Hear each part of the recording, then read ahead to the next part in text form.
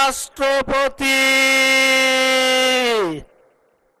কার্যপ্রণালী অনুযায়ী ভাষণ দিতে জাতীয় সংসদের হাউজে প্রবেশ করেন রাষ্ট্রপতি মোহাম্মদ শাহাবুদ্দিন। এ সময় এর বিরোধিতা করে নানা রকম স্লোগান দেন জামাত নেতৃত্বাধীন বিরোধী দলের সংসদ সদস্যরা। রাষ্ট্রপতিকে সংসদ থেকে বেরিয়ে যাওয়ার স্লোগান দিতে দিতে ওয়াকআউট করেন তারা। আপনাদের সবাইকে জানাই আন্তরিক অভিনন্দন ও শুভেচ্ছা।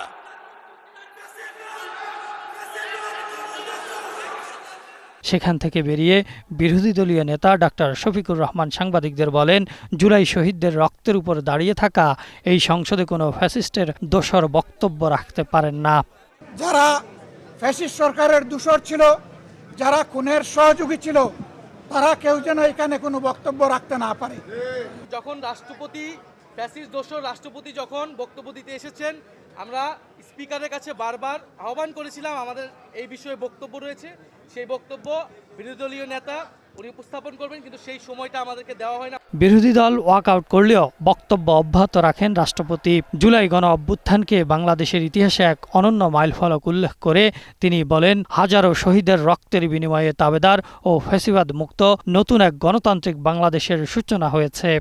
দেশের ছাত্র জনতা, কৃষক, শ্রমিক, শিক্ষক, সাংবাদিক, বুদ্ধিজীবী, প্রবাসী তথা সকল শ্রেণী পেশার মানুষ গণতন্ত্রের পক্ষে রাজনৈতিক দলসহ সকলের সম্মিলিত আন্দোলনের ফলে 2024 সালের 5ই আগস্ট তৎকালীন ফ্যাসিস্ট সরকারের পতন ঘটে। হাজারো শহীদের রক্তের উপর দিয়ে তাবেদার ও ফ্যাসিবাদ মুক্ত নতুন গণতান্ত্রিক বাংলাদেশের সূচনা হয়।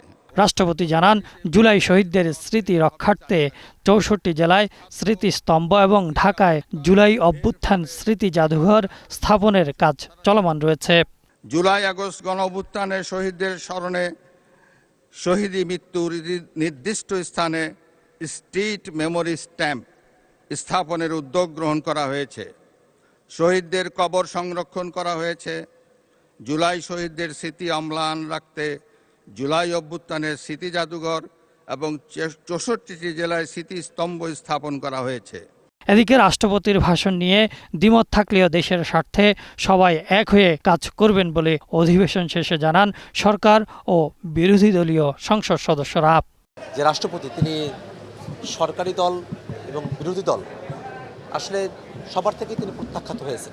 শহীদের রক্তের দাবি, ভুক্তভোগীদের দাবি, এই রাষ্ট্রপতি ইতিমধ্যেই শপথ ভঙ্গ করেছে এবং উনি দুর্নীতিগ্রস্ত, এবং আপনারা একাধিকবার দেখেছেন যে উনি যে রাষ্ট্রের প্রতি যে ওনার যে কমিটমেন্ট সেটা উনি ভঙ্গ করেছে। সংসদে কোনো অন্যায় বরদাস্ত করা হবে না বলেও জানান বিরোধী দলের এমপিরা।